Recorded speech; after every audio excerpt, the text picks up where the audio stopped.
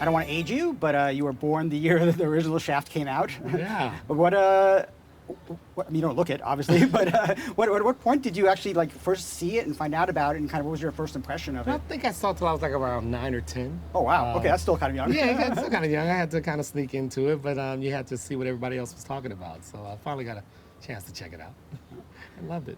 Yeah. And what was like when you found out that they're making another movie, and I assume you pitched it and you went Well, no, into it? actually, the script was sent to me. Oh, okay. Kenya Barris wrote an incredible script, and I just laughed out loud reading it, and just knew that, I didn't see myself doing a Shaft, or it didn't seem like the exact way to go, but at the same time, I read the script, knew I could bring my voice to it and bring something to it, and luckily they allowed me to do it.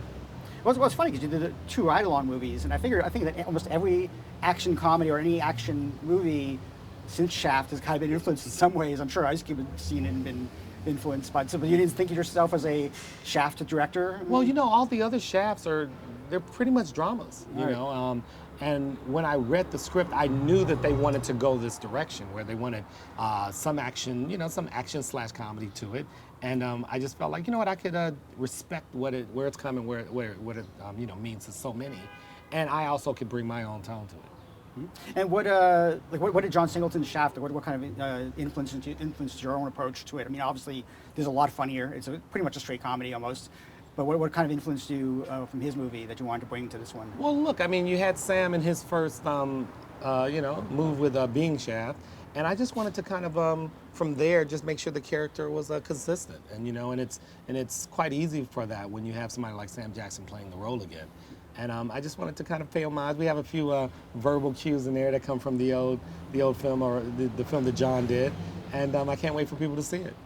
And also, getting Jessie to play the son of Shaft, which was originally called the original title of the movie. Well, what was it a long look to find someone, or was it sort of like? We looked at a lot of actors.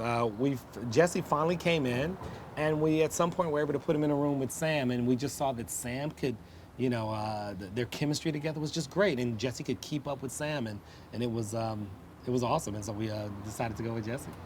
You have some great women in the movie. Obviously, Kenya wrote some great roles for the women this time around. I mean, we've had women in the movies before, but not like have this kind of impact. So obviously, you worked with Trina before. Was she like a no-brainer? Get her back, or sort of? Totally a no-brainer. I knew I needed a strong woman, especially even in Regina's part as well as Alexandra Shipp's part. We just know we needed strong women. If the men were going to be this kick-ass, the women had to be just as kick-ass as they. And I knew Regina could just bring something fun to it. I knew she could also curse just as good as Sam Jackson. So at the same time, or you're working on a Tom and Jerry movie. I saw the CinemaCon reel, which was absolutely amazing. That was. Oh, thank you. I wish they would release that because it's just such a fun thing, and it was such a one thing. So what are you kind of bringing to Tom and Jerry for this time around? Because it's such a. Yeah. I mean, you're going to find a new audience. A lot of people who don't know who Tom and Jerry is. Yeah. And a lot of people who do. We're just going to have a lot of fun. We're going to keep, for those who do know Tom and Jerry, we're going to give you what you're expecting. They're going to look like they're supposed to, and we're having a lot of fun with the auxiliary characters that are around them as well. And I'm just going to try to, make it as entertaining as possible. Now I got to ask you, there's been a Monopoly movie in some form of development for probably about 20 years or more. You're the latest person to kind of approach it. I mean, how is that something that will really happen? Is it something you've been developing? And we sure hope so. We've got a great idea, and we've got a writer we're looking at right now to bring it to fruition. And if we do, if we do our job, I think we'll give you something that you'll quite like.